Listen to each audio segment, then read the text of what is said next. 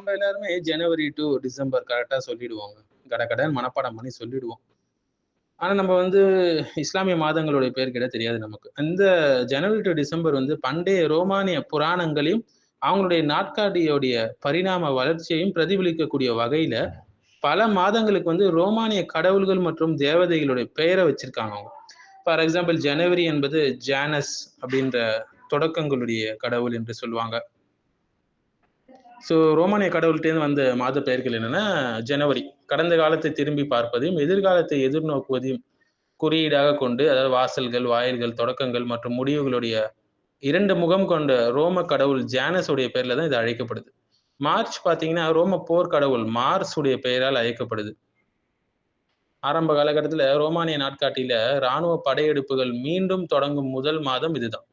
அடுத்தது மே பார்த்தீங்கன்னா, தாவரங்களுடைய வளர்ச்சியை மேற்பார்வையிட்டவரும், வளமை மற்றும் பேணுதலோடு தொடர்புடைய ரோமானிய தெய்வமாக மாயாவின் பெயர்ல தான் இந்த மே வந்து அழைக்கப்படுது. இந்த பெயர் வந்துச்சு.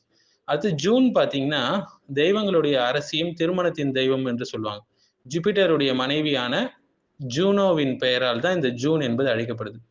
ஏப்ரல் பார்த்தீங்கன்னா, இது வந்து பொதுவாக லத்தீன் மொழியில திறப்பது என்று பொருள் இதுக்கு. அதாவது அப்பிரேர் என்று சொல்லுவாங்க. என்ற சொல்லிலிருந்து பெறப்பட்டது தான் இந்த ஏப்ரல் என்பது. சில கோட்பாடுகள் வந்து ரோமானிய தெய்வமான வீனஸ் உடைய கிரேக்க இணை, அதாவது ஆஃப்ரோடைட் என்று சொல்லுவாங்க. இதற்கு தொடர்பு இருப்பதாக சொல்றாங்க. பிப்ரவரி வந்து இந்த மாதத்துல நடைபெறக்கூடிய லூபெர்கஸ் கடவுளோடு தொடர்புடைய, அதாவது தூய்மைப்படுத்துதல் மற்றும் பாவ நிவாரணத்திற்கான ரோமானிய பண்டிகை ஒண்ணு இருக்கு. ஃபெப்ருவா என்று சொல்லுவாங்க. அல்லது ஃபெப்ரூம் என்று சொல்லுவாங்க. இதுலேருந்து வந்தது தான் இந்த பிப்ரவரி என்பது. ஸோ அடுத்து ஜூலை மற்றும் ஆகஸ்ட் பார்த்தீங்கன்னா, ரோம ஆட்சியாளர்கள் இருக்கிறாங்கல்ல, ஜூலியஸ் சீசர் மற்றும் அகஸ்டஸ் சீசர் ஆகியோரின் பெயர்ல தான் ஜூலையும் ஆகஸ்டும் வந்துச்சு.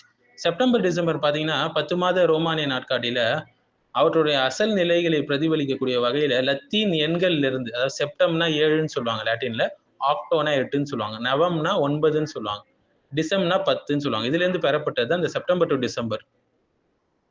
சரி, இப்ப இத பயன்படுத்துறது ஷிர்கா, ஹராமா என்று கேட்டீங்கன்னா, இதனுடைய ஆரிஜின்ஸ்லாம் இதுவாகுது, கடவுளுடைய பெயர்கள்ல வந்தது அப்படின்னு பார்த்தீங்கன்னா, ஆ ஆமா, ஜனவரி, மார்ச், மே, ஜூன்லாம் பார்த்தீங்கன்னா, அந்தந்த கடவுள்களுடைய பேர்ல வந்தது. ஏப்ரல் வந்து சிலர் ஆஃப்ரோடைட்டோடு தொடர்பு படுத்துறாங்க. இதனுடைய ஆரிஜின் பார்த்தீங்கன்னா, பேகன் வொர்ஷிப் தான், ஷிர்க் தான். அதுல எந்த மாற்றமும் கிடையாது. ஆனால் இப்போ அதே அர்த்தத்துல பயன்படுத்துறாங்களா அப்படின்னு சொல்லி பார்த்தீங்கன்னா, இப்ப யாராவது வந்து மார்ச்ச வந்து மார்ஸ் கடவுளுடைய நாள் அப்படின்னு நம்பி அத சொல்றாங்களா? இல்ல ஜனவரி வந்து ஜேனஸுடைய வழிபாடு என்று நினைக்கிறாங்களா? கிடையாது. இது ஜஸ்ட் கேலண்டர்ல ஒரு நியூட்ரல் லேபிள், நேமிங் சிஸ்டமா ஆயிடுச்சு. ஸோ அர்த்தம் வந்து இப்போ கரண்ட் மீனிங் என்னன்னு சொல்லி தான் பார்க்கணும்.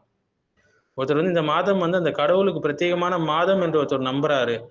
இதுல சில சடங்குகள் செய்தால் நல்லா இருக்கும். அந்த பெயரை பக்தியோடு பயன்படுத்துறாருன்னா அது ஷிர்க்.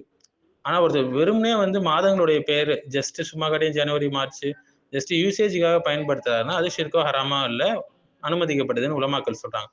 ஏன்னா அவரோட நியத் வந்து இன்டென்ஷன் வந்து வர்ஷிப் கிடையாது. பொதுவான யூசேஜ் உர்ஃபாக அது ஆகிவிட்டது. ஜஸ்ட் வந்து ஒரு லேபிள் சிஸ்டமா ஆயிடுச்சு. ஸோ பயன்படுத்திக் கொள்ளலாம் என்று உலமாக்கள் சொல்றாங்க.